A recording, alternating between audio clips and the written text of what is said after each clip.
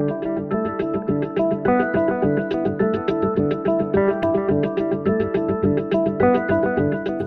my name is Joachim Beck. I'm Tech Lead for Security Working Group in Linaro, and we're here in Bangkok at Linaro Connect, and I'm here together with Jim Wallace from ARM. So Jim, this week we have heard a lot about IoT. The keynote was about IoT. We have a lot of session about IoT. So where are we going now in the future? Okay. So the potential for IoT is massive, but it is a very diverse market space. It has many different verticals within that, from wearables to smart homes, to smart buildings, smart factories, to smart cities. You heard on one of the earlier presentations from Eric, where he talked about potentially having 1 trillion sensors in the market space over the next 10 years. That potential, and to achieve that potential, will require open standards as well as trust in these devices. And that's why ARM, together with Linaro, as part of the Light Working Group, is going to be key to enabling that potential. So we heard on the keynote today about IoT. We have quite a few sessions about IoT and so. And where are we heading with this, and what is the future? I think if I look at there's 3 key things when I look at IoT endpoints. There's device security, there's communication security, and there's also management or lifecycle security. So within the device, we need to talk about device integrity. So this is if the firmware gets attacked, you need to be able to protect against those attacks, but you also need to be able to recover from those attacks. You need to be able to keep your data secure as well within the device. You need to be able to prevent that firmware from being copied within the device. And if someone basically goes to the ultimate and tries to, let's say, attack the device physically, you need to put anti-tampering capabilities within the device. So that's the device side of things.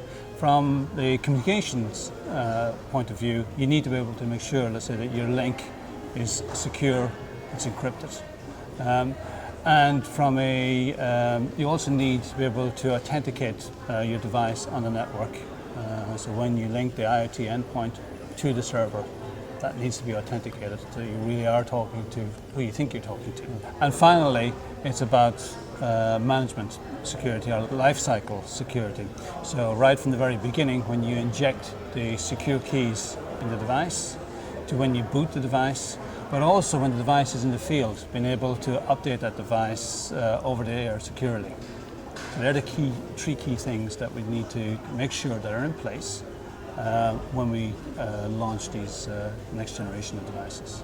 So that sounds like a lot of functionality. Today we have Cortex-A, where we have a full trust zone and so on. We are heading for Cortex-M. Can we fit everything into Cortex-M? So yes, back in November, we launched Trust Zone for ARM v8M. And that basically, similar to what you have with Trust Zone for the Cortex-A family, you can split into a normal world and secure world, and keep, let's say, your code in that secure space. So the code and applications that run in the secure space can access the complete address, both secure and non-secure, but the code and applications that are sitting in the normal world and unsecure world cannot access the secure world. That's one area, but we also have embed device platform, which is targeting these low-cost Cortex-M v7 and ARM v7 and ARM v6 architectures. So embed device connector enables IoT developers to access to enterprise software without having to build the complete cloud-based infrastructure. We also have Embed OS, which is a client-based software that offers security, communication security, device security, and lifestyle or management security. We have a subset of that called Embed Client, which is OS agnostic, which can run either Linux or other RTOSes. Additionally, In the link security, we have Embed TLS, which is a library of both cryptographic and SSL TLS components that enable you to have a secure link from the device to the cloud. And finally, we have a range of tools to enable those developers to easily create their next generation platforms. Thank you very much, Jim, for coming to Connect here in Bangkok. And it seems like we have a lot of things to cover, and I hope we will collaborate in the future. Yes, thank you. I'm certainly looking forward to working closely with Linaro, particularly as part of the Light Working Group to enable this open, secure foundation for next generation of IoT devices.